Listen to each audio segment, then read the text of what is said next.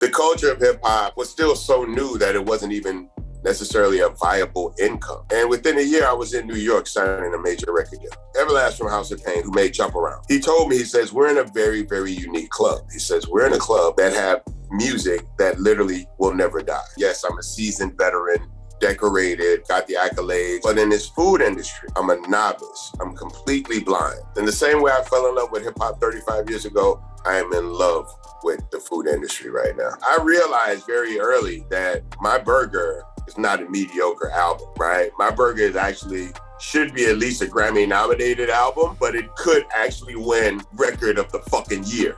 Bun B is a rap god.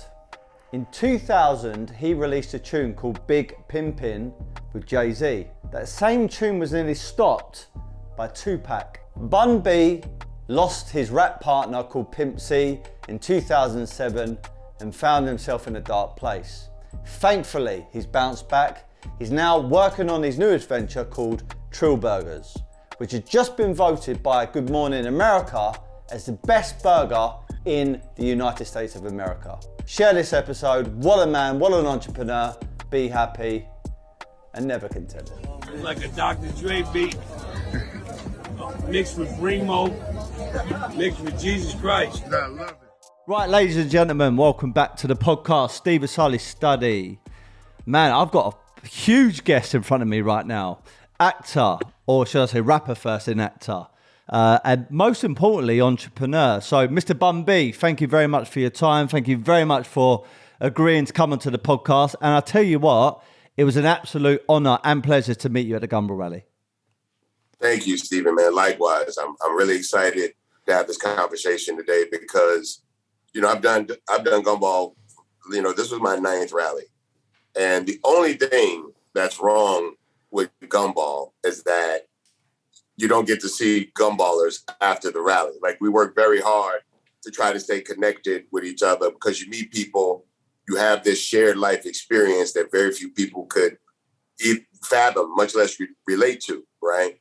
And so maintaining friendships with Gumballers for me is essential because probably about 4 days after the rally, you start getting a bit of withdrawal.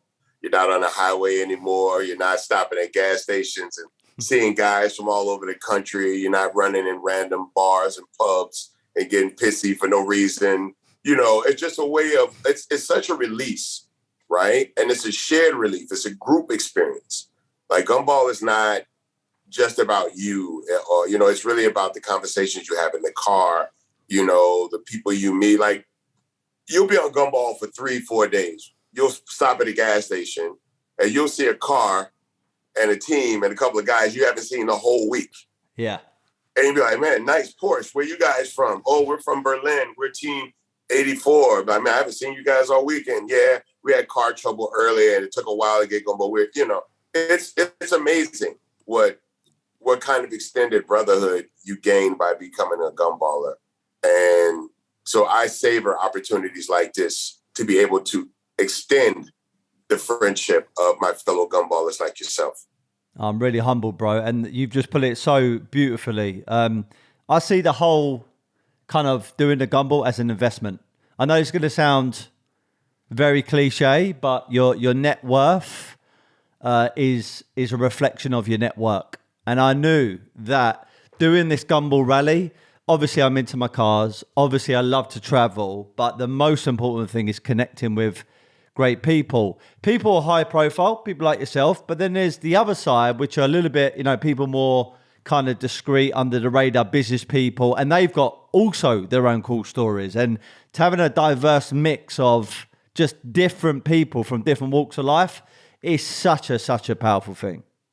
No, it really is. You know, you don't necessarily go into Gumball trying to, I mean, I did, right? I imagine there are some people who are taking a calculated risk and hope that by getting on the Gumball Rally, it connects them to this, you know, wide range group of individuals. And it does, right? But you still have to be personable, right? You still have to be kind and courteous and know how to break ice. It's, you know, there's a lot of cultural barriers that exist in Gumball, a lot of religious barriers, sometimes language barriers, you know, a lot of different things that could cause people to maybe not easily connect with other people, right? But after being chased by the cops and, doing 120, parallel to each other on these roads and just this whole, everything that you have to go through, because people look at Gumball and they say, oh man, it's just a bunch of rich dudes driving a bunch of expensive cars. And I mean, yeah, from the outside looking in, that might be. But when a billionaire catches a flat, somebody still got to get out and chase the tire, right? And sometimes it's kind of cool to see captains of industry out there operating like the average man, But even if you don't go into it looking to make those kind of business connections, you pretty much will. Almost everybody that does the Gumball Rally is there. Even if they're not like a captain of industry, whatever their profession is, they're pretty good at it. Yeah. They must be, even if I don't know who you are or what you do, I have to automatically assume you're the shit at it because it gives you the opportunity into this group, right? But then once you get into this group and you meet people and you be like, yeah, well, what do you do? Oh, I do this. And, blah, blah, blah. And guys be like, oh, really? That's crazy because I do this. I met a guy and I was like, yeah, I do concerts and I do music festivals and stuff like that. Oh, really? Have you ever been to Coachella? Yeah, I've been to Coachella. Yeah, I do the Ferris wheels. And have you ever been here? Yeah, I do the roller coasters. And I'm saying, like, all of these amazing walks of life and experiences that people bring to the table. It's crazy, man. It's really hard to explain. Gumball has had over 2,000 heads of Fortune 500 companies, not employees or board members, like heads of Fortune 500 companies. I've met royalty. I've met billionaires. I've met some of the greatest athletes in the world, some of the greatest car drivers in the world, some of the most important YouTubers and bloggers and just all of these different things. And, it expands your worldview for one, right? Because you meet people from other walks of life and you get an understanding of what it's like living in London every day or living in Beijing every day. You know what I'm saying? But it's also, for me, it's very humbling because literally, like, I've seen some of the richest people in the world do Gumball 3000. And they're not acting like they're the richest people in the world. I mean, there's been Saudi princes. I mean, Mo is third in line to the throne of Qatar and showed up in Miami at the club like anybody else, no security, right? And it levels the playing field for people. Typically, all of us, when we go out in our respective immediate circles, yeah, we're the one that picks up the check, typically, right? Yeah. We're the guy the one that hosts the gatherings, at our homes and stuff like that. And we're the guys that make sure everybody else is taken care of, right? That's typically who the average gumballer is. They're a facilitator in some form of fashion, right? Yep. The product is what they facilitate for people. But at Gumball, you go out to dinner with 15 guys and every guy's throwing their credit card at the table. Guys are trying to get the waitress, hey, come here, I'm going to pay for this. Don't tell them I pay. You know what I'm saying? Like, you fight to pay the bill. It's just a different thing. And for many of these guys, it's actually refreshing that no one's counting on them to handle everything. Yeah. I hear that. And so for people like yourself or people like myself, for one, we get to see an amazing view of the world that very few. I mean, we're looking at the world at 140 miles an hour, right? Out of a luxury car window, pulling up to amazing hotels and eating incredible food and going to these huge parties and all of that. But those are never the memories, right? Yeah. It's pulling over to some random shack and getting a hot dog or a burger. It's never the high end stuff, right? It's the little things. You caught a flat. I remember we caught a flat in France, and Team Purple pulled over and helped us, and then we caravanned. And since then, Shahab from Team Purple is a really good friend of mine, and I forget who Shahab is in the world, right? One of the most powerful families in the UAE. Huge. He manages a huge fund. Like, I think it's a $4 or $5 billion fund couldn't be a nicer guy. Like pulled over, gave me a bottle of water. Do you guys need any help? I could go on and on, as you know, Steven. I could talk about Gumball and the camaraderie that we build forever, man, because it's such a unique experience. It's epic. I mean, the right title for it is family. And I know a lot of businesses, a lot of organizations probably would call themselves a family as well, but really and truly, it is like that. And the other thing you touched on, you didn't say these words, but it's like a badge of honor. It's like a members club. Like the moment you know someone's on that gumball, like you said, they've got to be the shit at whatever they do, or they've got to have this personality which is infectious. You know, yes. And you want to gel with them. You know, you want to resonate with that person because you know, even if it's not immediately right now, something great is going to come off the back end of that. Absolutely. I mean, personality, I think you said something really, really amazing right there when you say personality, because I've been doing it long enough to gotten to meet people like Pritchard and Denton, right, from SYWD. I've gotten to meet the Yuka and the Dudesons. You know what I'm saying? And these guys they're not rich, right? They are well known and they do well for themselves. I wouldn't label them as rich, but their personalities are so dynamic and their energy so infectious, right? That you just want to be around these people. Good friend of mine is Butsy Butler. Butsy Butler is a drift racer, you know?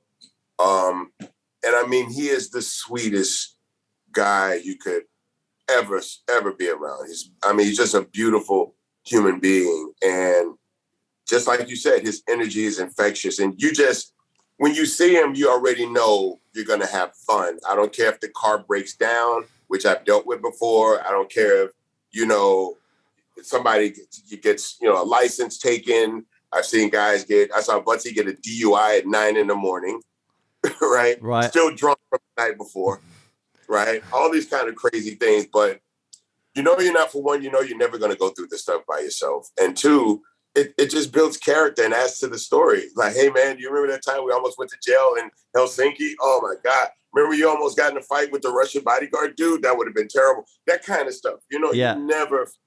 So, yeah, there's a lot of expensive cars going really fast. And there's a lot of parties where people buying a bunch of bottles and all that shit. And, yeah, it's good. It's fun for us because it's really a release after all the crazy shit we've done in the car and having to get from one country to another and going across 2 borders. And, oh, my God, does anybody speak Czech? Yeah, you know what I'm saying? Like, it's really, really, man, it's life altering, But I think when you say personality, I think that all goes back to Max. Yeah, because Max is the guy that looks through all of these people, all of these super liquid, heavy, big finance, important people.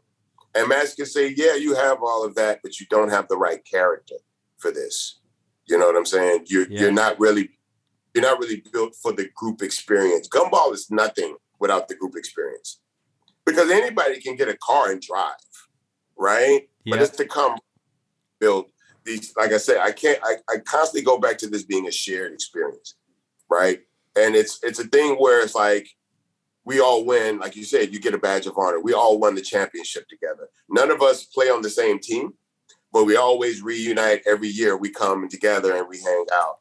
And it's so good to see my London friends and my Tokyo friends and my Scottish friends and my Swedish friends. And they get to see their American friends and their Canadian friends. It's beautiful, man. I mean, I know we don't want to do a whole Gumball episode, but it's so hard to impress upon people what it really is because it's so unique, It really is. I mean, look, I'm 36 years of age and I've been following it since I was a kid.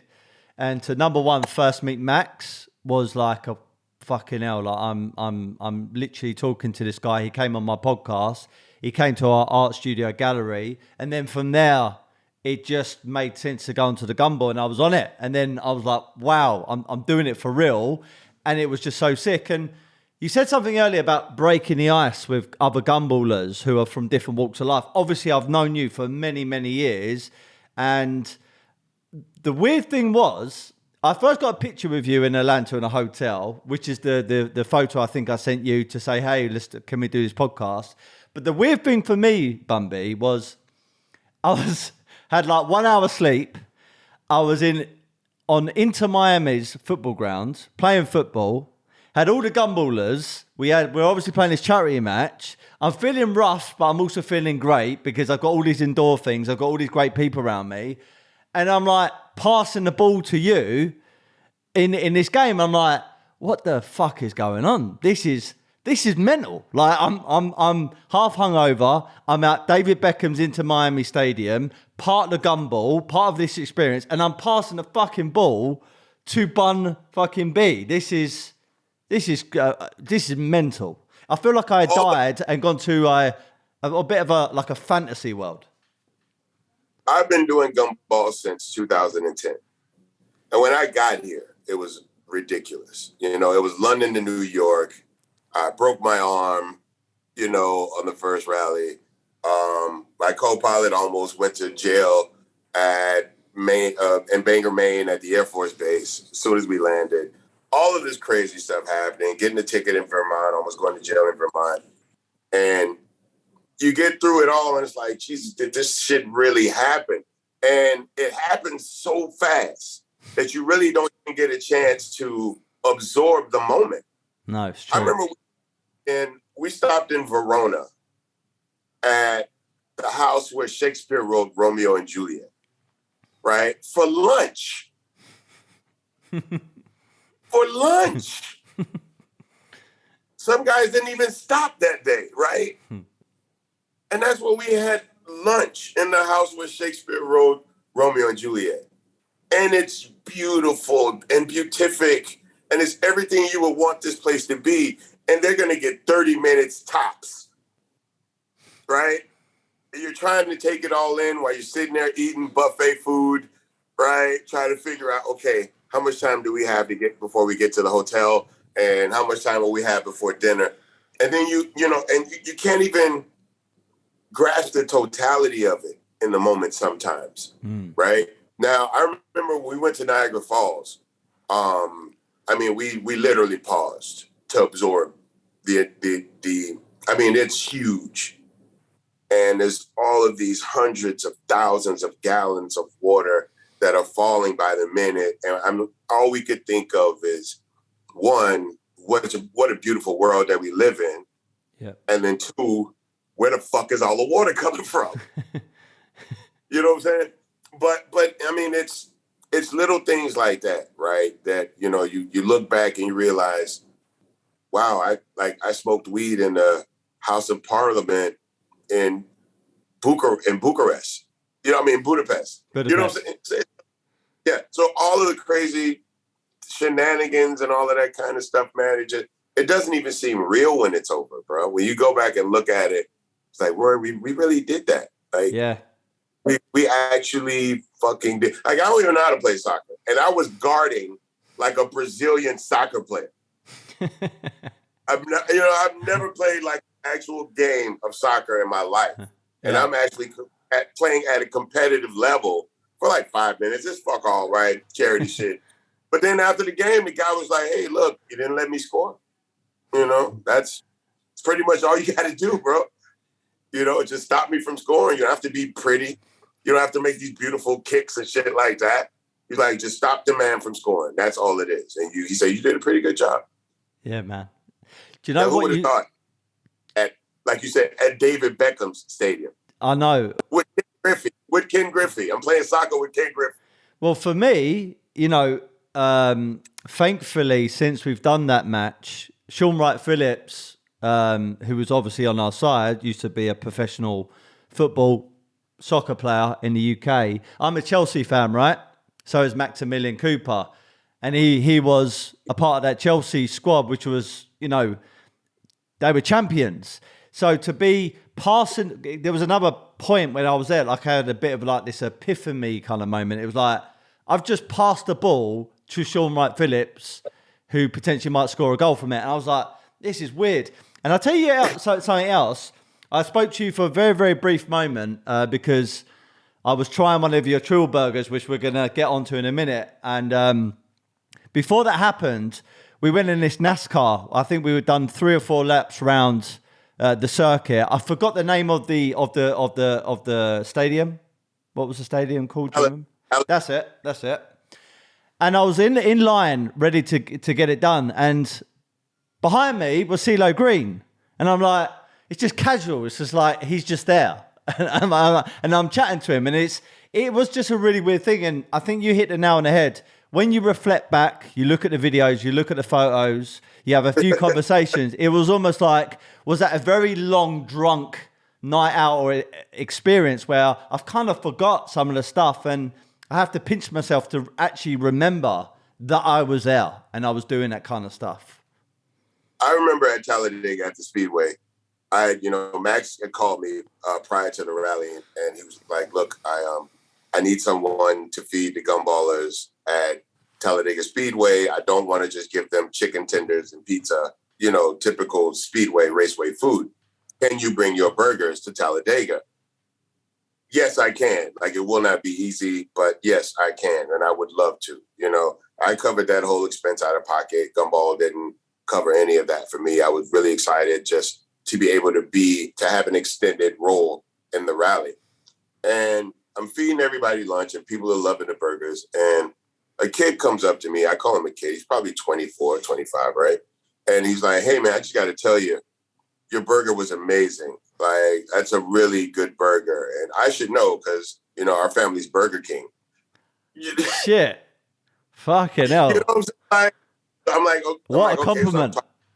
So I'm talking to the Burger Prince, and he's telling me, I got a good burger, and I showed him that we won Best Burger in America, and which we'll get to that obviously in a second.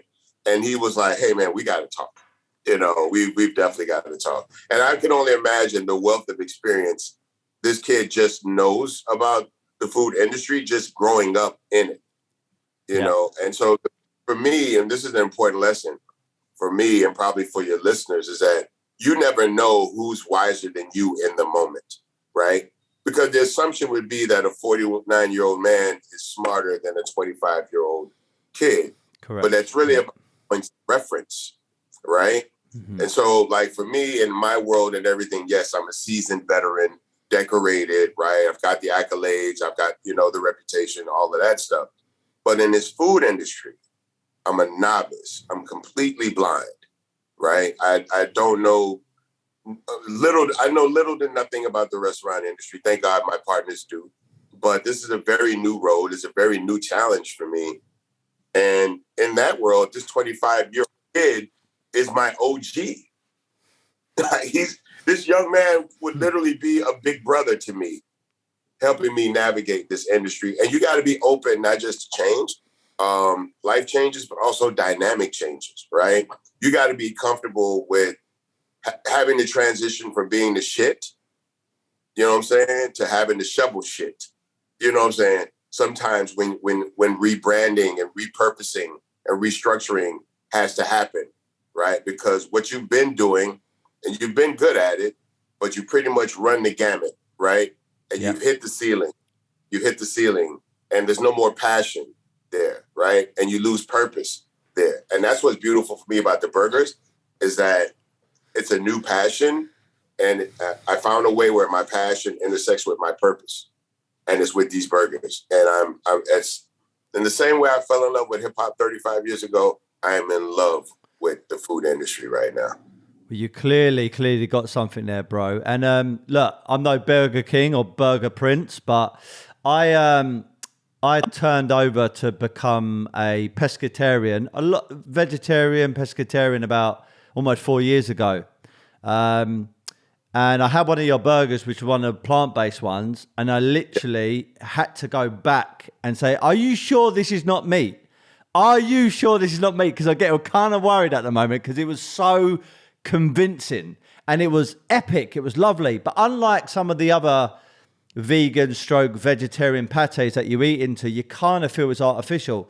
This just felt natural, just felt great. It was lovely. I could truly vouch for that burger. It was epic. So there are many people. Like one of my rally mates was Big Angry, Charles Adams. Charles Adams is a Harvard educator, attorney, brilliant businessman, and a very good friend of mine. And probably one of the most honest people in my life, right? Unabashedly honest, refuses to, lollygag and tiptoe around it. Like, here's what it is. Every time, this is what it is. Black and white, yeah. And he told me, he said, I'll be very honest, man. Your beef burger is one of the best burgers I've ever had in my life. He says, but your vegan burger is the best burger in the world. He says, because, he says, I eat your vegan burger and I know it's clean. But it feels dirty. He says, if it makes any sense. Yeah. He says, your vegan burger is both healthy and a guilty pleasure at the same time. Because from so many dishes, people feel like you have to compromise flavor or texture just to eat clean. My chef, Mike Pham, was extremely, extremely dedicated to making sure the vegan experience of this burger was, exactly the same as the beef experience. And it took us a while to get to it because a big part of our burger is texture. Yeah. And sometimes that's typically the issue. Like, you're not always going to have jackfruit to solve a lot of problems, right? With the vegan experience, texture typically becomes a problem. And the first time we presented the burger, it was good, right? It was as good as any other vegan burger, but we don't want to be as good as anybody else. We want to be better than everybody else. You know what I'm saying? And so he went back in and he was like, I got to figure out how to make a vegan burger crispy, And he figured it out without compromising the food for the diner, right? There's nothing that's been done to the process that would compromise the cleanness or the plant-based option for people. The only thing is that with the vegan burger, we had to make a decision very early on about the expense because it has to have its own grill, right? We can't cross-contaminate the food for people or we would defeat the purpose. Yeah. But when we got that burger down and we started, I've eaten a vegan burger and didn't know it was a vegan burger several times. Like, I'll just go in the back and grab one and I'll be like, damn, this burger it's always the same. It never changes. He's like, it's a vegan, right? I'm like, I don't care. Same for me, right? Yeah. I bite into a vegan. It should taste the same. Yeah. To me, And I knew when we first started, I had the best burger ever. And it took a while to prove it. That's all I wanted was a chance to prove it. And so last week we actually had the chance to prove that our burger was the best. And we're vindicated now. We are literally the best burger in America. And a funny thing, in the group chat, one of the gumballers said, Bun, you're actually the best burger in the world because the best burgers always come from America. Very true. He said, so by default, if you're the best burger in America, you're actually the best burger in the world. That's true. I was like, I'll take that. Very true. Oh, well, I can vouch for it firsthand. Before I got on that NASCAR, honestly, it was epic. It was a beautiful, beautiful burger. So I was going to talk about the burgers at the end, but as we're talking about it, and there's a lot of passion around this subject, I think we should carry it on. I've got down here, Good Morning America. We've got our own version over here called Good Morning Britain. They crowned you guys the nation's best burger. And then I also read that you've won a GMA honor. Yeah? Yes. Tell me about that. What's GMA honor? What's that stand for? Well, GMA is Good Morning America. Oh, right. Okay. So I maybe read a different article that abbreviated it. Okay. That's the full trophy. It's the Good Morning America's ultimate burger spot. So, probably about 3.5 weeks ago at this point, maybe even closer to 4 by now, because we've already passed a week. We got a very random call. And it was like, hey, we're with Good Morning America. We are putting together a burger challenge. We see that you have a burger company, and we were curious to see if you were interested in entering the competition. You would compete against another brand in Houston on a Tuesday. And if you win on Tuesday, you have to be in New York on Friday to compete in the national competition. So if you weren't available on your local competition day, as well as that Friday, you couldn't even be considered, right? So we were like, yes, we're available for both. And we went to the local competition and we won the local competition. Flew up to New York and literally, woke up at 5 a.m, right, to get to the show. And Good Morning America is far and away the largest morning show, right? It's not, it's saying good morning to America in the same way that your show says good morning to Britain. All of the country watches that show. And if someone is on there and they're like, well, this was a great meal, you guys should try this meal, you're out of it. Like, the people that lost to me, we competed on a Tuesday. They they closed on that Tuesday. They opened again on that Wednesday. And Thursday morning, they had to put out on their social media, we can't do any more delivery or to-go orders. And if you're coming in for a burger, it's going to be about a 45-minute wait. Like, that's the kind of business these people got from that. And they didn't win, And so we go to New York and we look at these other burgers and these people are making some really amazing burgers, right? But none of them are a burger company, right? So one is a butcher, one's a barbecue shop, right? They have other things that the restaurant, the concept is built around, but there's also a burger on the menu. And so typically when you have a restaurant that has a burger on the menu, it's more of a presentation thing than anything, right? And they're trying to do a very atypical version, right? Like they're not doing a regular hamburger, right? We want to show that we have these fine cuts of meat and these different vegetables, and the burger's more of an experience, right? But it's not the foundation of the menu, right? But for us, the burger is the menu. That's it. That's all we do is burgers, right? But it allows us to not just present a burger that's more spectacle. Not saying that these people's burgers were, but what I'm saying is because it's not what the business is built around, they have more room to play with it, to have fun with it, right? From a chef point of view, right? But for me, no, I'm trying to sell hundreds of these every day, right? Constantly the same thing. So my mission is different from my burger. And so for me, I need my burger more than anything to be easy to eat. And sometimes a hamburger can be a bit difficult, right? You got a huge, sometimes, 5-6 ounce patty, that thing's almost maybe a half-inch thick. Then you got lettuce, pickles, tomatoes, onions, right? You haven't even dressed the bun yet, right? And a lot of times you have to put like a toothpick in that thing just to hold the burger together. It fucking falls apart and I hate it.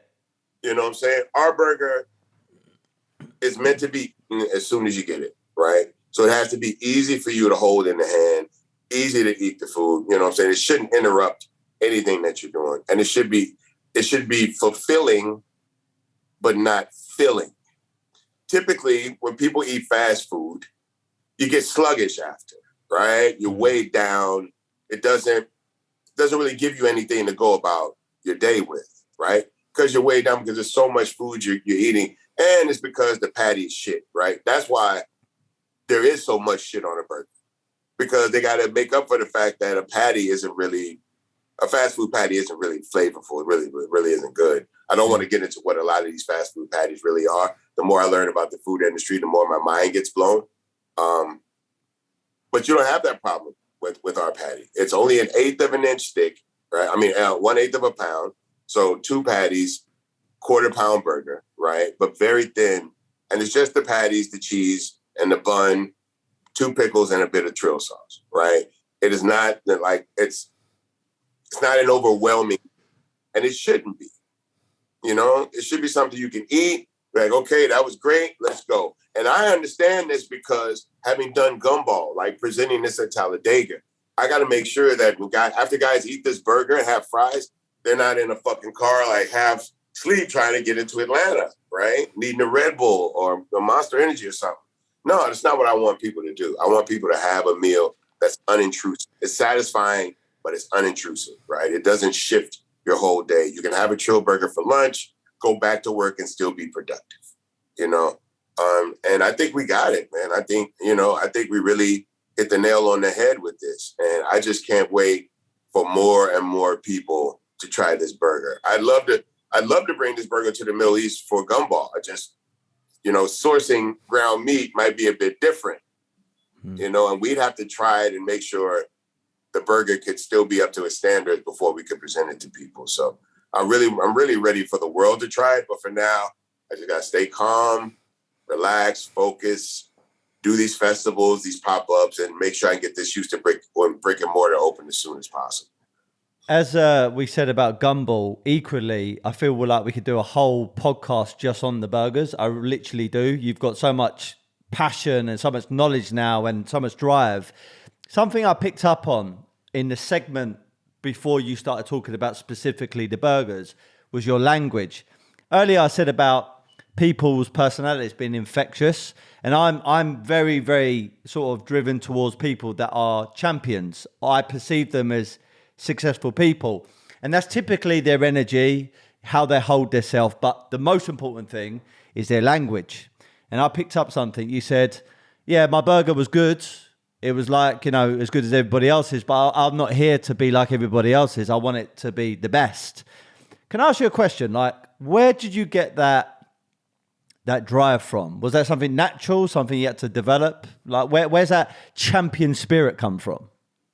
It really came from my partner, Pimp C, my music partner, my brother.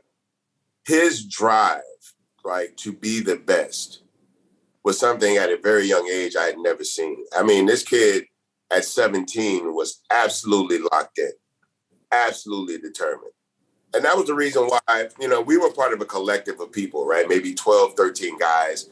Some guys were rappers, some were producers, some were DJs, breakdancers. This is in high school in, 1988, 89, right? And this kid was like, I'm going to make music. There is no plan B. I'm literally going to paint myself into a corner so that I have no choice. And I was confident about my skills up to a certain extent, but I never really honestly thought I was going to be a professional musician, right? The culture of hip hop was still so new that it wasn't even necessarily a viable income, right? At the time. But it was just something culturally that you wanted to be a part of, because it was so new and so different and so reflective of the world you actually lived in, for me. But this kid was gonna make a record. I knew this from a very start, that when this guy and that guy decided, well, we're gonna go play sports, and this guy, I'm gonna go to college, and this guy, I'm gonna go to the military, right? I knew when all this was that kid was gonna make music, right? And so I just stuck with him. I said, I'll give it a year. I was supposed to go to college. I said, I'll give it a year. We'll make the music. We'll see what happens. And if nothing happens, I'll go ahead and go to college, and, I'll retake the entrance exams and go on with my life, And within a year, I was in New York signing a major record deal. Incredible, man. It's just like that. And I literally went from making music in his den, in his family, in the family room of their house, right? To flying to New York to walk into a major recording company to sign a deal, which was probably one of the worst decisions business-wise I've ever made in my life. But just the fact that we had achieved that at such a young age. I was 19, he was 18, right? And it accelerated so fast. And this Trill Burgers, as I look at it, it's so reflective of it, because this burger brand is 14 months old. We don't even have a building. We just pop up with tents and grills and fryers and tables and cook food for people. And it's the best burger in the entire country. Hundreds of millions of people in this country, tens of thousands of burger stores all over this country. And mine is right now considered the best of all of them. What an achievement, man. What tells me is that I'm just getting started. You know what I'm saying? There's a lot of momentum out there. There's a lot of energy that comes from a lot of places.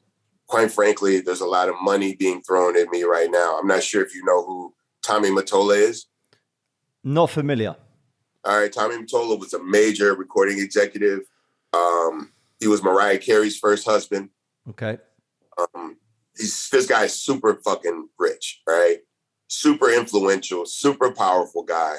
And literally an hour after we won on Good Morning America, he was DMing the Trill Burgers page like, I need to be in touch with the CEO of this company. I want in. And tomorrow at the Rock the Bells Festival, Tommy Mottola is going to come over to the Rock the Bells Festival, to my booth, to try a Trill Burger. This is almost, but not necessarily, this is closer to maybe a Richard Branson, if that makes any sense. Like a guy that made a shit ton of money in the music industry and is now like a general entrepreneur and investor, but much more influential, I think, than Richard Branson in terms of being out front and actually being like Branson owned the company, but I'm not sure if he was the guy that was like, we need this artist and that artist. You know what I'm saying? This guy was very, very hands-on with this company. I mean, he married Mariah. He signed Mariah Carey, and then he married Mariah Carey, right? His new wife is Thalia. She's a huge Spanish star. But these are just the kind of, I mean, Ken Griffey was one of the first people. Obviously, you've seen Ken on the rally. Ken was one of the first people to try a Trill Burger outside of Houston. Ken would call me every 3 days after, like, I want a Trill Burger. And, you know, Ken's a really, really good, like, grill master. Like, he's a really good chef outside. And he was talking shit about his burger before he had my burger. And after he had my burger, like, I haven't heard anything about his burger anymore. But he's literally like, if I don't get this franchise, if I don't get the franchise, I'll be offended. Like, I'll literally be offended. But this is the time where I think more than ever, we have to keep this close to the chest. We have to hold on it very dearly, because in this world, every dollar that you take every outside dollar that you take into your company weakens the dollars that already exist, right? And the more cash you take in from investors, the smaller your share of the pie ends up becoming. So we don't want we're not looking for money from people, right? And quite frankly, for all the hard work that we put in, we're not looking to share any money with anybody right now. We deserve to benefit from the hard work that we put into this brand. But we are going to, at some point, provide opportunities for, you know, friends and good business people to be a part of this brand, you know? So yeah. I would love this company to have, you know, 3 doors in the next 3 years, right? And then maybe 10 doors in the next 5 years, and then 25 doors in 7, and 50 doors by 10. And, you know, I could see it scaling up. My business partners are very good in terms of scaling. They have one of their first brands was called After's Ice Cream. It was a new type of ice cream. They created a snack where basically it was like a fried puff pastry with ice cream inside, like a deep fried pastry with ice cream inside of it. Revolutionized the dessert game. They ended up opening close to 31 doors and with an ice cream brand. And they're looking at the ceiling of that company being the floor of this company, because all of the acumen, right? All of the experience, all of the logistic know-how that they've learned through, and they've opened up more doors than that. They recently just opened the Hello Kitty store in the MGM Casino in Las Vegas. Huge undertaking. 4-hour line for customers outside. So we are partnered with the best people possible, with the best knowledge, to build this company out the way that it absolutely needs to be built out, to look how it needs to look, for the experience to feel how it needs to feel. Because quite frankly, yeah, I'm selling burgers, but there are people that are going to come to Trill Burgers because it's more than a burger, for what it represents culturally, for what I represent culturally, for what our connection has been over my 30-year music career, right? And so for some people, it's like, I bought the albums, I bought the merchandise, I went to the shows, now I get to buy the burger, right? It's just it's more immersive. It just makes the experience with me that much more immersive, and makes our connection that much stronger for people. So when they come, it's kind of got to feel like Bun B, right?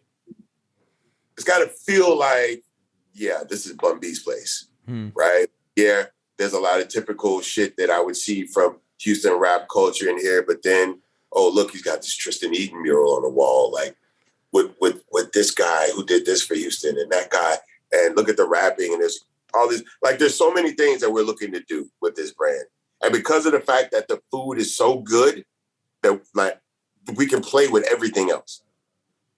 Well, you just said something there about today, you know, whether you're selling a burger, you're selling T-shirts, hats, whether you're selling albums, it's now about the community, the culture, but most importantly, the experience. People are not just there just to eat a great burger, and be it is a great burger, it's more than that. And you have to provide above and beyond services and a feeling when you're delivering that product. And I've got two questions, actually. So, you know, what is the end goal with Trill Burger? I know you're talking about scaling, 10xing, etc. And I got no doubt you're definitely gonna get there. But is the plan to float the company? Is the plan to sell the company? Is the plan to get to like 100, 200, 300 stores and then just let it cash flow? What is the ultimate destination for this? As a businessman, right, in any business, right, you want to build the business up to its highest level, right, to its highest level of profitability, to its highest level of exposure, and its highest level of reach. And then when the brand is no longer as viable and there's no way to keep up that level, right, then at that point you either have to shut them all down or disassociate yourself with the brand, right? And typically most people, if they build up everything to enough to get to like a 50-door brand, they're not just going to close 50 doors, right? So yes, I would like to get this brand up to the point to where it's one of the biggest companies in the world.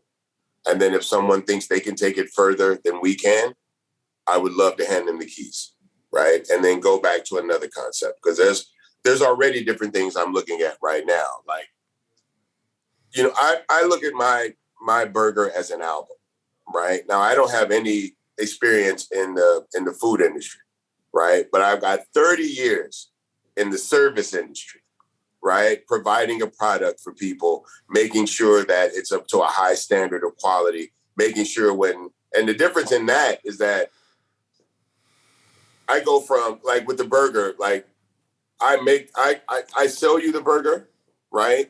But then after that, you got to go back and get another burger in order to enjoy the burger again, right? An album, you buy the album once and you can get repeat, listens and enjoyment out of the album. But for the burger, if you like it, you got to buy a burger every time, right?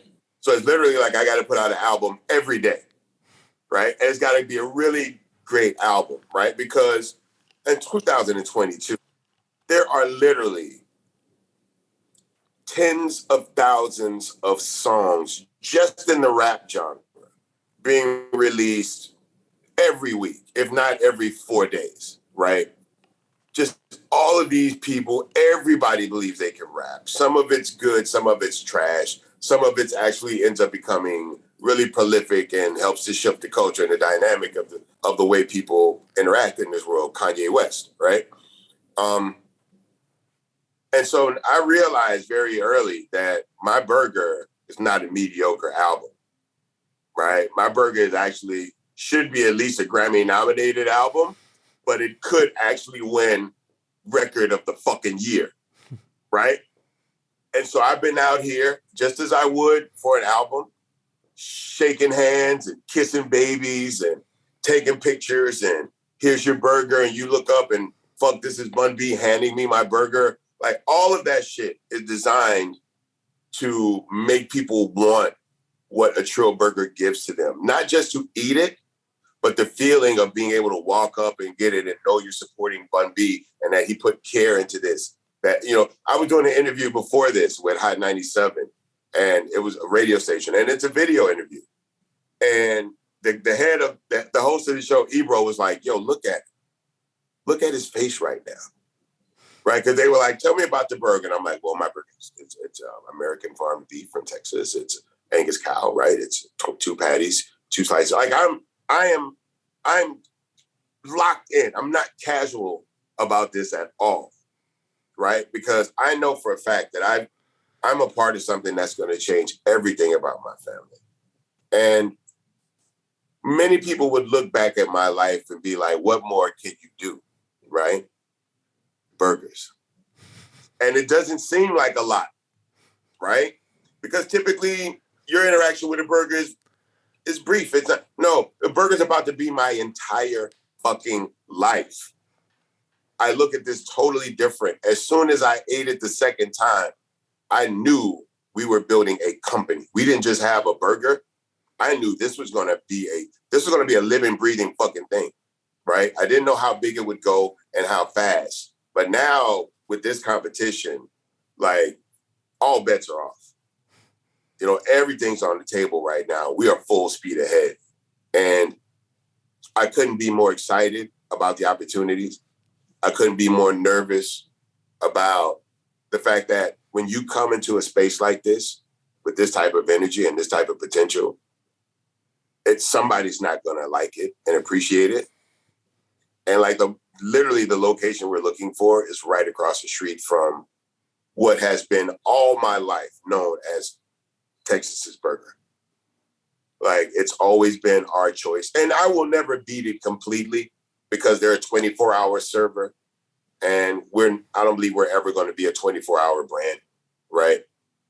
So even when our door closes, their light is still going to be on very high. People will always go to that place. But I do know that our imprint in this industry is going to cause ripples and ruffle feathers. However, whatever euphemism you want to use to describe it, somebody's going to be like, where the fuck did this come from? And do they actually know what they're doing to elevate this brand? Like, are they potentially a threat down the line, right? Because right now I'm not. I'm no threat to Wendy's, McDonald's, Burger King. You know, the Burger Prince is excited, but he's not nervous, right?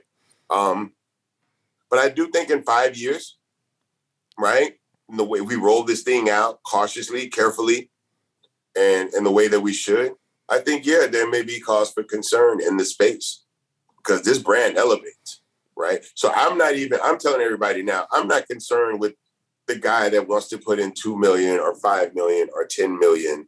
I'm concerned about the guy that thinks he's losing 2 million, then 5 million, then 10 million. Those are the people that I'm concerned about because I know after 30 years, if you put hard work in and present the best product you got to people, you will make money, right? Now, there's varying levels as to how much money you make. But if you make a good product consistently, right, and you don't mismanage the funds, as most people do, buying the cars and the jewelry, and I did it when I was young, right?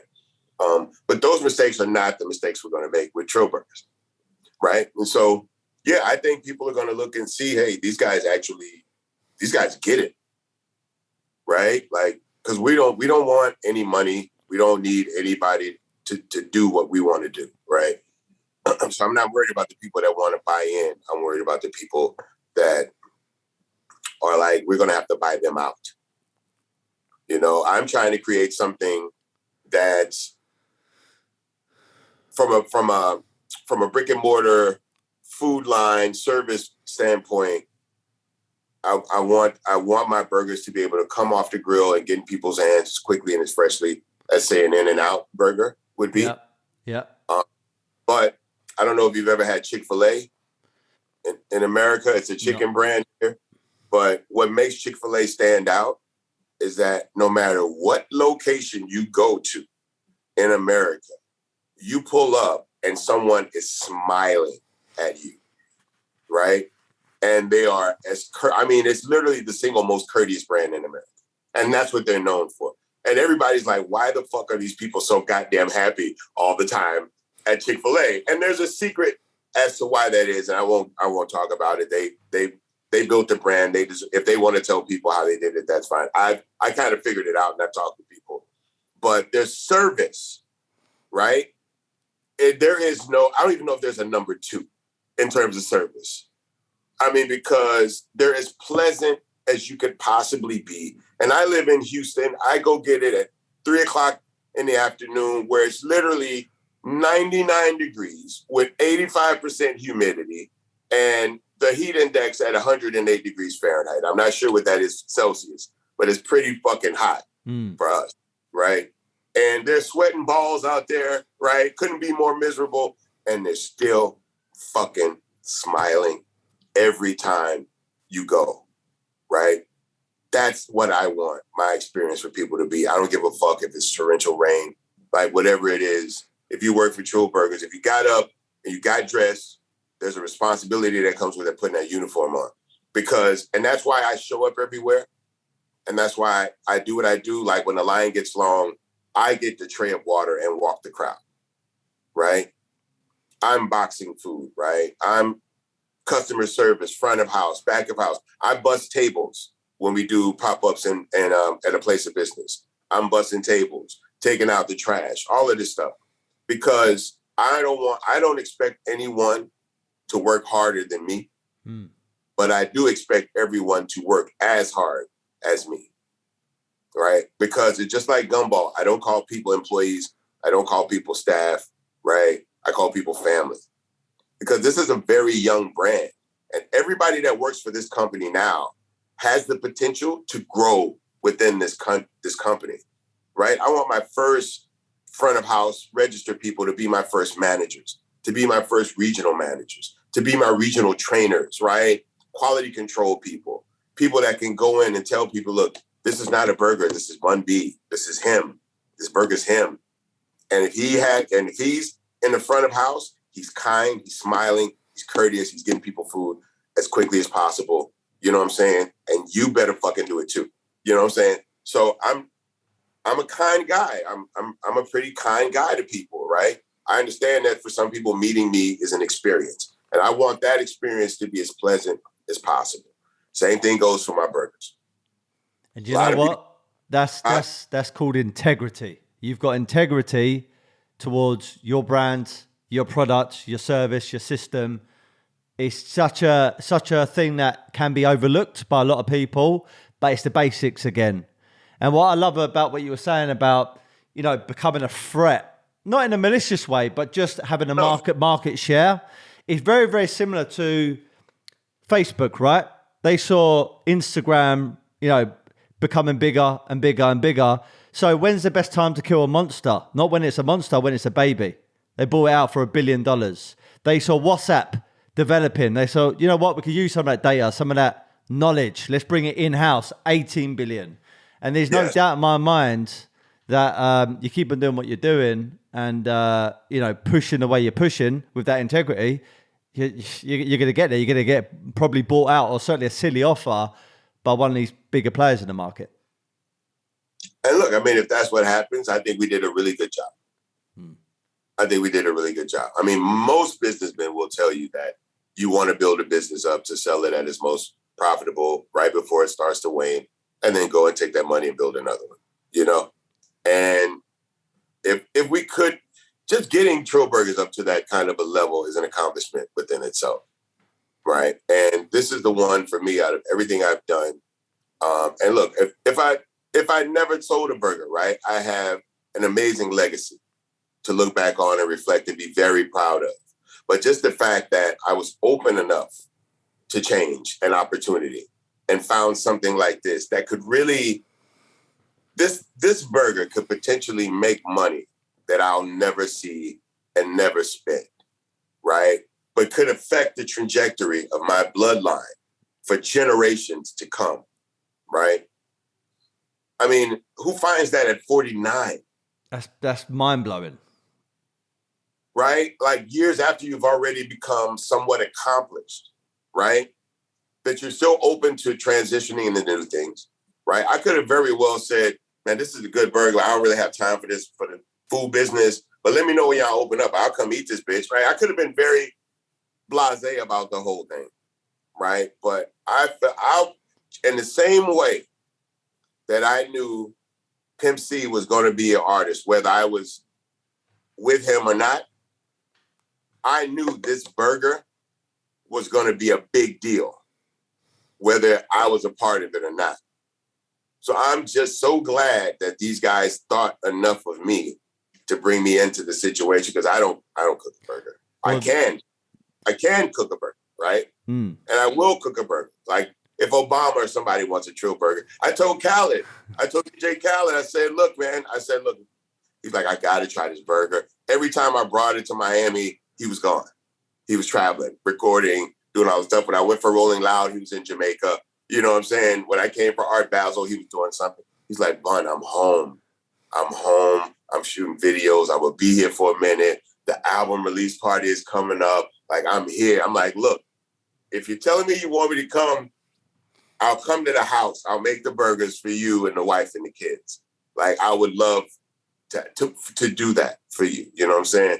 And he's like, look, let me figure this out. Let me think about that. But if it comes back around to Miami anytime soon, man, please bring me a burger. You know what I'm saying? And people are genuinely happy for me, right? Having found this at this point in my life. You know, I've been through a lot, you know. And the music, quite frankly, it wasn't the same since my partner died. It was, I wouldn't say I was phoning it in, but I was doing maybe just enough. Right? Maybe a little bit more than enough, but I didn't have the same reciprocation, right? It felt more like I was going to work. And so my wife was like, you got to get out of this funk. I stopped making music literally for about 4 years. I started teaching and doing all these other things. And my wife was like, look, you got a day job, but it's not your day job. You got to get back to music. I said, it's not fun anymore. She was like, that's because typically you've been your whole career, you made music with one person. Then as a solo artist, you had to go to this guy and that guy, get all this different music and work with these different artists, you know, to try to create a lot of momentum and stuff like that. She says, but you don't have to worry about that anymore. Just go and have fun and enjoy the process. I said, but I don't. She said, so work with a friend. She's like, work with somebody you genuinely enjoy being around as a person. She's like, you got a lot of big friends that are producers. Who right now do you think you could sit down with, record music, and literally just enjoy being around that person and seeing them consistently day after day after day in the studio? I said, right now, probably Big Crit or Manny Fresh, you know? And so I gave Big Crit a call. Crit was like, I'm ready, let's go. And I mean, we had fun. We laughed so hard. We made amazing music. We only released half of it. I've been going over a lot of older music that I had recorded. I looked at some of the music from those sessions. I'm like, this is some of the best writing I've done in the last 10 years. You know what I'm saying? Like, you can listen to this song and tell I was excited, right? Like, I was really engaged in the moment. And so I called him. He was like, yeah, you don't remember, you wrote that whole song in like 45 minutes. He was like, you knew exactly what you wanted it to be. You came up with the hook. You did I said, really? He's like, yeah. I was like, man, I forgot how fun making music could be. So now I was like, who else is my friends? I called Manny Fresh. Hey, Manny, let's make some music. And it was almost like the perfect timing, because right when we started, the pandemic happened. And Manny Fresh lives in New Orleans and in Houston. But it just so happened when the outbreak really happened, he was in Houston. So he ended up having to stay at the Houston location. And I was in Houston at the same time as well. So I was able to kind of go to his house. He really didn't have anybody over. I didn't have anybody over. We weren't really being around people like that. So we knew we were okay, right? And then we both immediately got vaccinated and all that. But just the idea that he and I was able, and it was a way of us kind of finding something to laugh about in what seemed like the worst of times, right? Because he's a really silly man. He's got really great energy. And it just was somebody to just, look, we acknowledge the 800-pound gorilla in the room, right? Okay, there's nothing we can do about that. So let's make some fucking music. That's all we know how to do anyway. Let's make some fucking music. And then from then on, I just started calling other friends like Zaytoven in Atlanta and Cool and Dre in Miami, and all these guys who are not just friends of mine. These are actually some of the most prolific hip-hop producers in the game. And so I made a bunch of music, and I was like, I don't even know how I want to put it out or when I want to put it out. But for me, it was almost just cathartic, just creating in a space where I felt comfortable and excited about it again, you know? And it really gave me a renewed passion for life, you know? And I was like, you know, I just started opening up to a whole lot of things. I started a food blog with a good friend of mine, which kind of opened the doors for this transition from, you know, just a consumer to a blogger, to a supporter, to a practitioner, you know? So just being open to new things and wanting to find something to be passionate about again, because that was what my brother's life was all about. He was one of the most passionate people I've ever met. And the way that he loved music, the idea of what music could do for people, inspire people, and the way it allowed you to engage with people, that's how I feel with this burger. I haven't felt like that in a long time. But I feel like this burger, for me, is more than just food. It's a cultural cue point for me with people. It's a frame of reference for people who have heard about me but don't really know me. There's so many people now that in America that know more about Trill Burgers than they do about Bun B, right? So there's room for those relationships to grow. I look at the potential of all of this. You know, I remember I had the trophy, and we went back to the hotel, and we were waiting for the bar to open. The bar wouldn't open until 11, so the guys went and bought a bottle of tequila. While we're sitting there waiting, you know, a couple comes in like, "Wow, nice trophy. What's it for?" And I was like, "That's for the best burger in America. We just won Best Burger in America at Good Morning America." She's like, "Oh, wow." She's like, "How long have you been a chef?" I'm like, "I'm not a chef." She's like, "Oh, really? You got Best Burger in America?" I'm like, "Yeah." She's like, "How long has your place been open?" "I don't have a place." She said, "Wait a minute. So you're not a cook, you're not a chef, and you don't have a restaurant. How do you have the best burger in the world?" I was like, "I'm still trying to figure that out myself, right?" That's epic, man. I was going to ask you like why you got into the burgers, but you kind of almost answered it. And I think there's a bit of a life lesson now. I know a lot of people say a lot of cliche sayings, and I think with the age of social media, these sayings sometimes go in your ear and then come out the other because they're just being said all the time. But being open-minded to new opportunities and being in a target-rich or a success-rich environment is so important, having the right people around you. And your mind or opportunity is like a parachute, right? If you don't open it, it's never going to work. If you're negative, if you're pessimistic about stuff and you don't believe there's possibilities out there, you're going to close the door on so many great opportunities. And thankfully for yourself, Bun B, you took something, ran with it, and now you're becoming uber successful in that particular area. Being a bit selfish here, and I know you've probably been asked this a billion times, but I do want to ask a little bit about your background because I'm very interested in it, okay? Now, I know your name is Bernard James Freeman, 49 years of age, correct, from Houston, Texas, yeah? First question, Bun B. Why is your name Bun B? Okay, so I'm from the era of hip-hop where a lot of rap names came with like initials, right? Like Eric B and Rakim, even overseas, Tommy T, right? There were a lot of that. So Bun B became a natural thing, but Bun is actually a very, very different nickname. So my family nickname is Bunny Rabbit. Right. That was my family nickname. One, because when my brothers were very small, they couldn't say Bernard. They would always say Bernard, right? And they called me Bunny Rabbit because I used to, for many years, even into my adult years, I kind of, you ever seen a rabbit go to sleep where they like ball up and the rabbit's just kind of like shaking? Yeah. Like that's how, it's very strange, but that's kind of how I sleep. Yeah. And so my mom was like, I always say, when I would lay in her lap, I would always look like a little bunny rabbit. This was very strange. And so it went from Bunny Rabbit to Bunny. And I was like, I'm not going to be Bunny. When I decided I want to be a rapper, I'm like, I'm not going to be Bunny. And so a good friend of mine named Sharan Thomas, he was like, because he knew me for a while, so he knew my family nickname was Bunny, right? He was like, just call yourself Bun, like, you know, Bunny B or something. Like, I'm not doing Bunny B.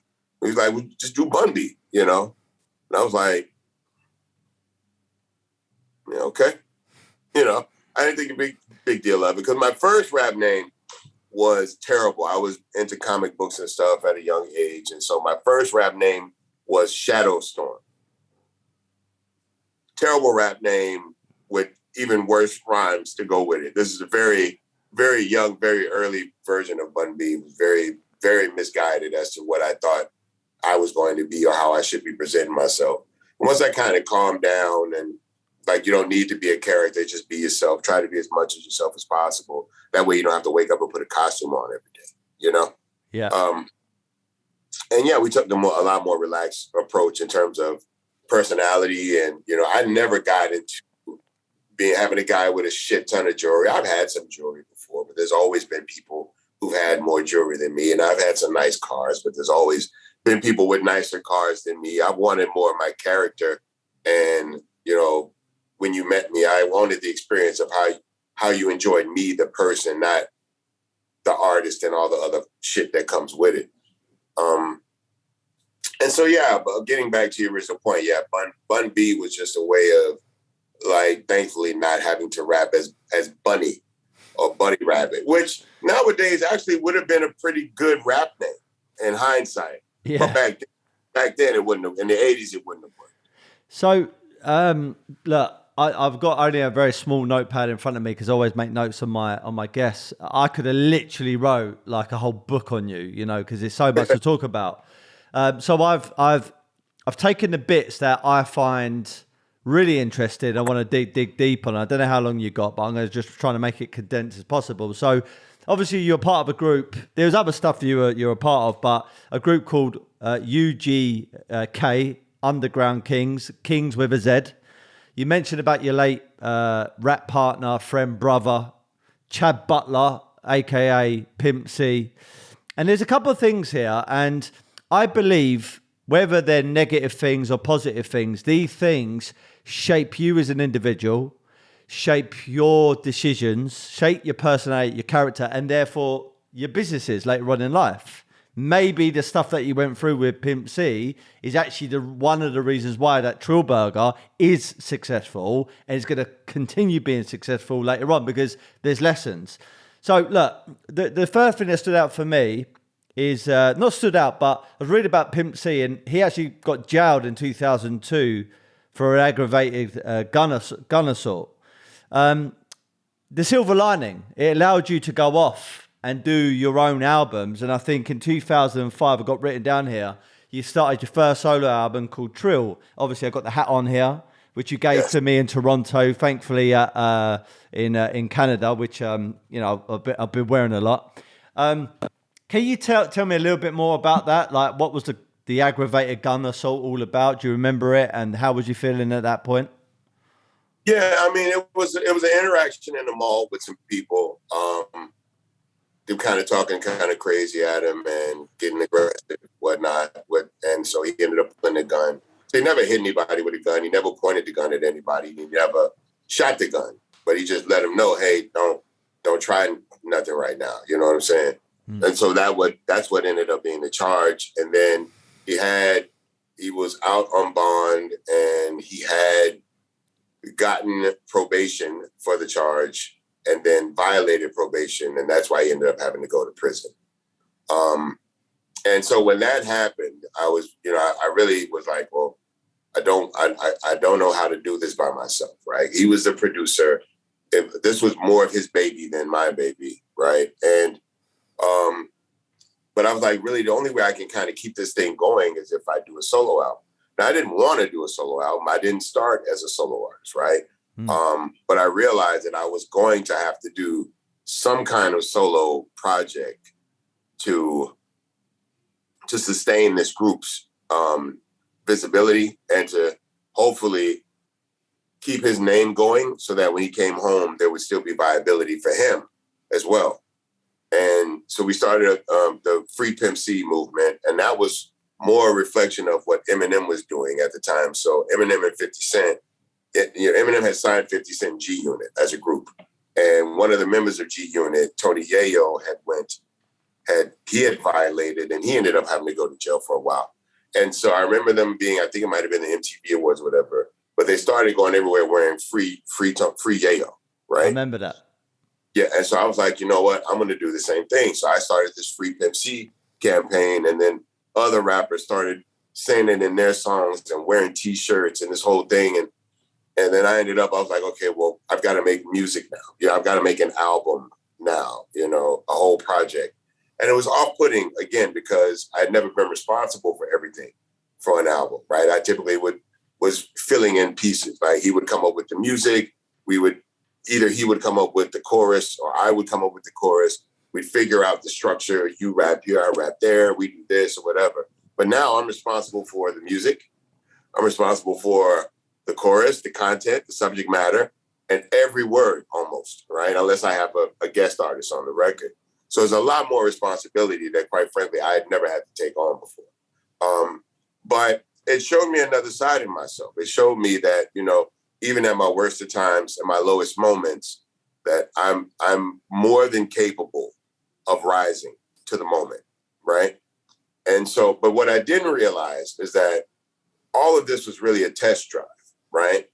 The idea of me being able to figure out how to make music by myself while he was in prison ended up being what I would need in order for me to continue making music once he passed away. Right. So not knowing in the moment that this was all a precursor leading, or if it was a movie that would be foreshadowing, right, of what's to come. And had I not taken that initiative while he was in prison to build a personal sustainability, right, as well as creating an opportunity for him outside of that, ended up being what I would need in order to keep his memory alive and the group's legacy intact once he passed away. So it's like you don't know sometimes why you're going through what you're going through, and then you realize, okay, well, that was really not about what was happening then. It was really preparing me for what's happening now, you know. And the same thing with the music and the burgers. Everything I learned about providing a product, presenting it to people, right? Demanding a high level of quality and output and consistency that I had in the music industry, that now carries over into what I'm doing with the burgers, right? So, and I had no idea at the time, right? I can look back and realize, oh, when I had to start concentrating on publishing, that taught me how to do this. When I had to start concentrating on licensing to TV and movies and stuff, that taught me that about this. And as I got older and I had acquired more intellectual property, I had to understand more about business in order to take full benefit of what I had, right? I had to learn the value of music and how you sustain profitability through licensing music, owning your publishing and all of that, just building up more and more of my business acumen. Because to be honest, I was more of an artist, right? I just wanted to make the music, you know, do my concerts, get my money and go home, right? But now having to learn how to do every bit of what it takes to create an album, right? Sustain intellectual properties, learning all of that and embracing learning it, right? Not regretting it, not moaning about it, right? You know what? If this is what I got to do, fuck it, let's do it. All of it translates to the food now. And it all almost makes sense, right? Because had I given up, right, I wouldn't have even probably been open to an opportunity like this. And even if I would not be in a position to take full advantage of an opportunity like this. You know, so in retrospect, everything that I thought was rough, it makes everything else easy now. You know? And so anybody out there listening, like, that are literally in the trenches right now, and you don't fully understand why it's so hard and it's so difficult, and it doesn't seem like you're getting any return on all the output, it's building you. It's building your character. It's building, like you said, your integrity, so that when opportunity, you know, when the road of opportunity, right, and the road of experience and hard work meet each other, you're going to be fully prepared to take advantage and get everything out of what you're doing that you're supposed to. Yeah, I hear that. it's almost like you don't know how strong you are, how resourceful you are until you've got to be, you know? And obviously if you've got your life partner, your business partner, your rap partner, suddenly they go, and I'm talking not just to you, but to, you know, someone might have lost their partner in a business or their wife or their husband, etc. You feel like your whole world's ending, but actually this could be the making of that person because they realize how strong, how resourceful they are. I do want to ask this question. Go on. I just say real quick. I look at it like jogging. If you start jogging when you're 10, 12 years old, right? It seems rough. Why do I got to be out here doing it? But at a certain point, jogging just becomes a point of your life, right? And it's an afterthought. Yeah. You don't take up jogging or you don't attempt to start jogging till you're 35, 36 years old. It's that much more difficult. It's that much more harder to make it, to go from, to go from trying to just doing, right? And you've got a million other things that you could purposely use as an excuse to not do it. You know what I'm saying? But when you're young and your dad takes you fishing or your dad takes you hunting or your dad has you working under the car, right? When you'd rather be off playing with your friends, you don't know what that's building when it's happening.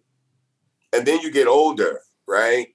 And your wife's car breaks down on the road. You don't have to call anybody. You can go and, oh, babe, I just got to do this. And, you know, and you can help other people too, right? And I'm just very lucky that I was able to look past personally what I didn't want to embrace about things, what I thought might be difficult, and just realize, look, anything worth having is going to be hard to attain. It's going to be difficult. And who knows if you even get it. But sometimes people say it's not the destination, it's the journey. And I'm living proof of that, right? The reason I ended up where I'm at is because I handled where I was going so well. Yeah, I hear that. Pimp C then died, sadly, 2007. Now, I swear, I was about to click into that part on the internet and read everything about it. And I thought, you know what, I'm not.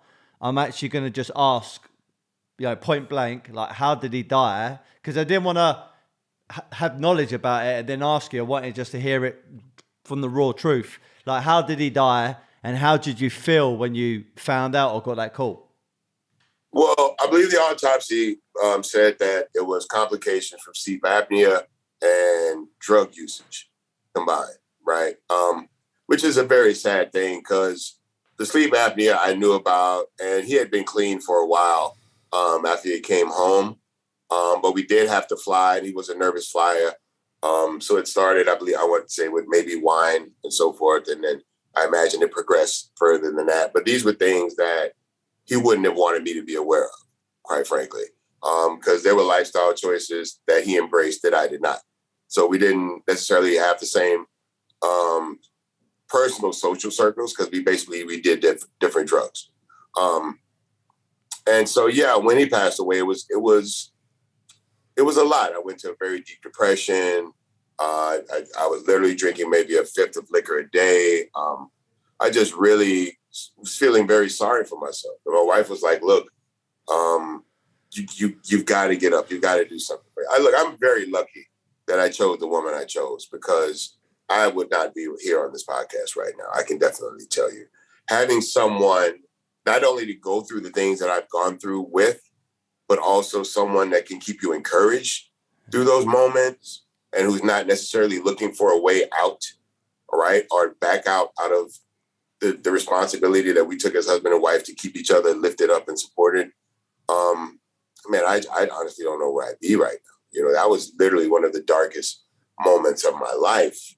And then I did, start looking at things differently and realized, like, yeah, he's gone, but you've honored him before. You can still honor him now with the music, and you know how to keep the music going because we just did it when he was in prison.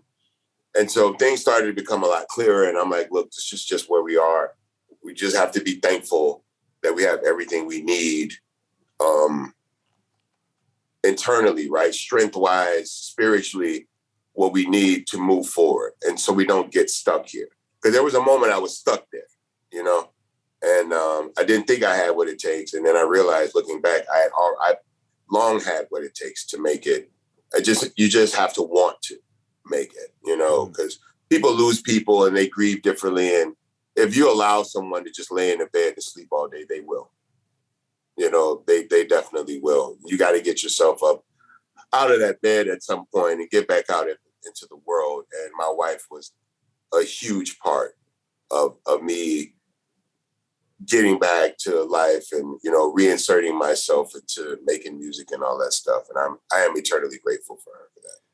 Well, behind every great man is a great woman as well, and we've heard that so many times. And I vouch for that. I've got a great woman as well myself. I've got 2 great kids, and listen, I don't think I've ever been, let's say, branded by a doctor as depressed or going through mad anxiety, even though I've felt those things. But I could tell you what, without someone like her and someone like the family beside me and my business partner and, the good people around me, you could easily find yourself sliding down a slope, whether that be drugs, drink, or being around the wrong people, self-harm, etc. Because sometimes life gets really tough. And when you lose someone that you're so close to, you love, and they're your brother or your sister or family member, it can become really, really tough.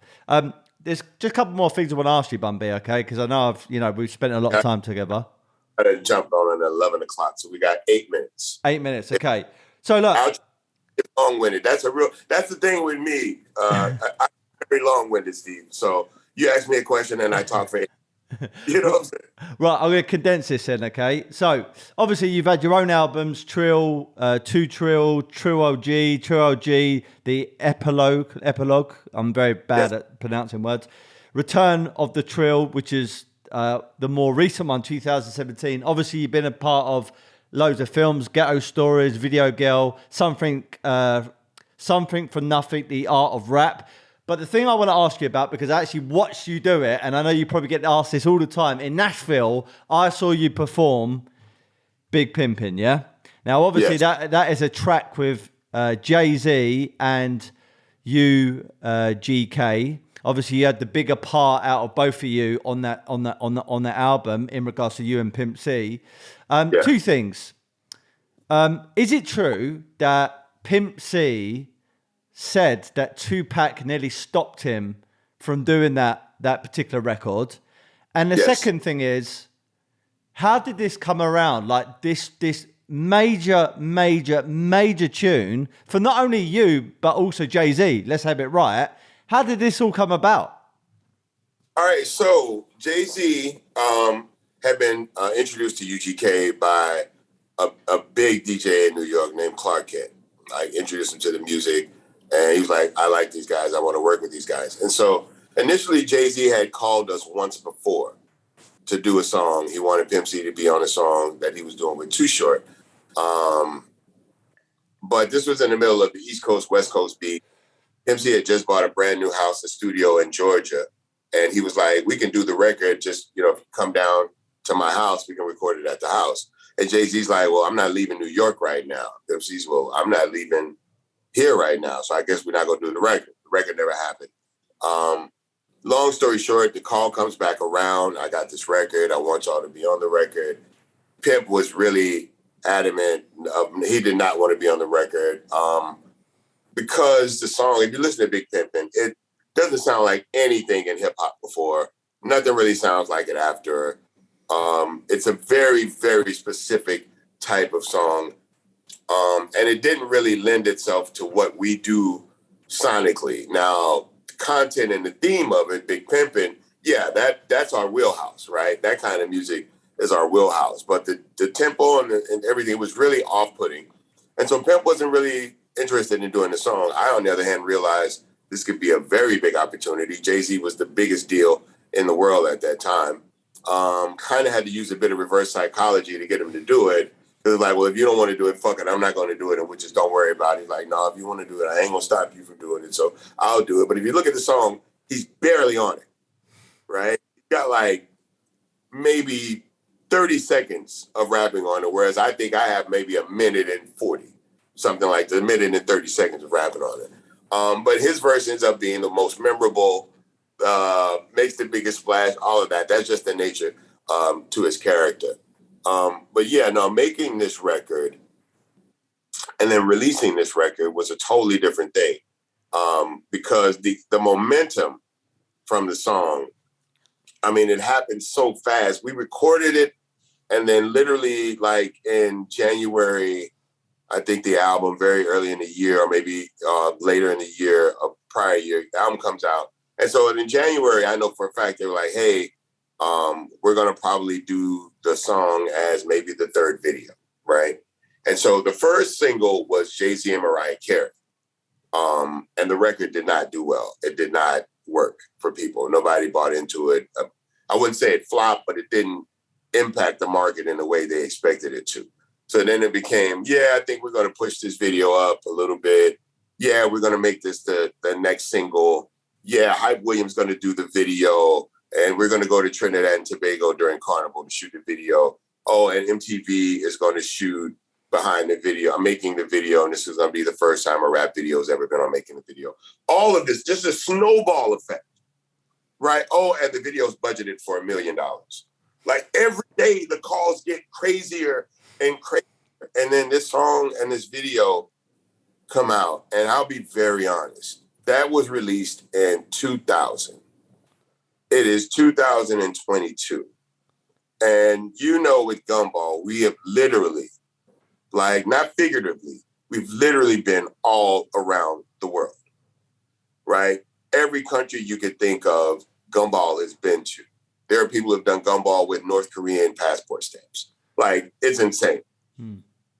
There's never been a country in a Gumball party that I've been to in my 12 years of being involved with the rally, where I went to a club and Big Pimpin came on, and it did not have the same effect in every city, regardless of the culture and the language and anything, the race, it doesn't matter.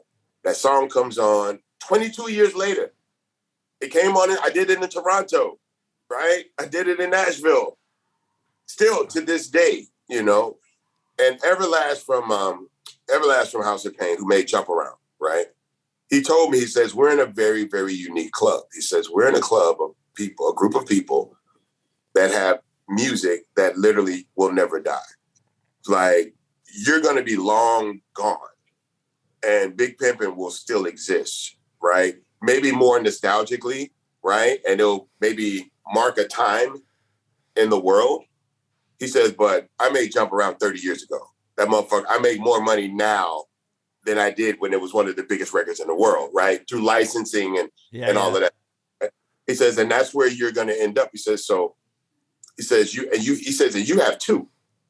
Like, because I have this huge record, Big Pimpin', and I also have Sippin' on Scissor, which was the biggest like street hip hop record in the world that same summer. And man, I look back on it, and I talk to Jay-Z all the time. We communicate very frequently. And it's just because we have that shared experience, just like you and I have with Gumball. Like, we literally had the #1 record in the world that year. So how did Tupac nearly stop it coming out, though? So Tupac was not a Jay-Z fan. Now, this is very quick, very well-known. Tupac was not a Jay-Z fan in his career.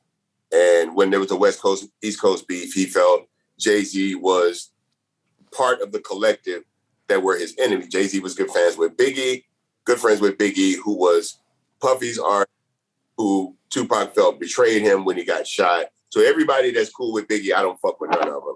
And Pimp C did not want to fuck with people that Tupac didn't fuck with because he thought Tupac was the best judge of character, right? So if Tupac didn't like you, I don't like you because I'm like Tupac. I think like Tupac thinks. I move like Tupac moves. And so literally when the call came, I remember Pimp used to have this big painting on the wall. And this is when the first call came. When the first call came from Jay-Z, because that happened when he was in Atlanta. We were at the house in Atlanta. And he looked up at the wall and he just stared at the picture. And I'm like, what are you doing? He's like, I'm thinking, what would Tupac do right now? And Tupac wouldn't want me to fuck with him. That's why I said, I'm not coming to New York. And as crazy as it sounds, right? It's actually like a litmus test. It was a litmus test for him of character and judgment, right? Tupac was a man of very high personal standards and character, right? And did not have a lot of friends because he knew everyone did not move and carry themselves in a way that he did. And Pimp C felt the same way. He felt he was a man of those same standards and character. And so he didn't want to do anything that he felt Tupac wouldn't do. And working with Jay-Z in his mind was something Tupac wouldn't do. I mean, he was open to do it. But then when Jay-Z was like, well, I'm not leaving New York, he was like, well, okay, that's because of that. Well, if that's what it is, because if that's what you're taking into consideration to not do this, right, then I'm going to take it into consideration to not do it either. So it's a very strange thing, but I mean, it made all the sense in the world. Like, made all the sense in the world. Well, thank you for sharing that with me, bro, because I was wondering, because I read it. No, because some people have Jesus on the wall in their home, right? Some people, you're in Britain, people may have Churchill on their wall. In America, many people have John F. Kennedy, right, on their wall. Men of high standard, held in high regard, of high character, right?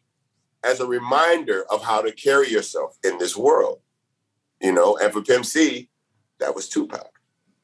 I know you got to go. I'm going to ask you one last question, and it requires a very, very short answer, okay? Right.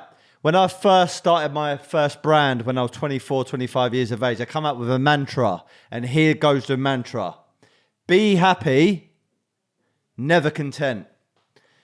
If I was to ask Bun B, what does be happy, never content mean to you? Be happy with the career that you've had in rap. Never be content with thinking that the last thing you did is the best thing you did or the best thing you'll ever do. Thank you very much for that answer. Thank you for your time. God bless. Enjoy your day. And I'm definitely going to stay connected to you. Thanks, bro. Steve, look, I enjoyed this podcast, man. I really enjoyed this conversation, man. Let's stay in contact, bro. Definitely. And send me an address. I want to send you something. Sounds good. I'll put it in the group text on WhatsApp. God bless, man.